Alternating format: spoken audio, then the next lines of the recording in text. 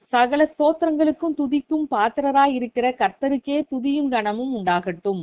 இந்த நாளுக்கான ஆதார வசனங்கள் ஜெபிக்க சங்கீதம் 115 1 எங்களுக்கல்ல கர்த்தாவே, எங்களுக்கல்ல, உமது கிருபை நிமித்தமும் உமது சத்தியத்தின் நிமித்தமும் உம்முடைய நாமத்திற்கே மகிமை வரப்பண்ணும்.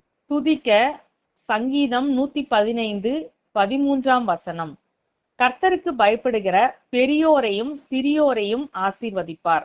விசுவாசிகளாகிய நாம் ஊக்கத்தோடு இந்த நாளில் ஜெபிக்க வேண்டியது, நம் மூலமாய் கர்த்தருடைய நாமம் மகிமைப்பட வேண்டும்.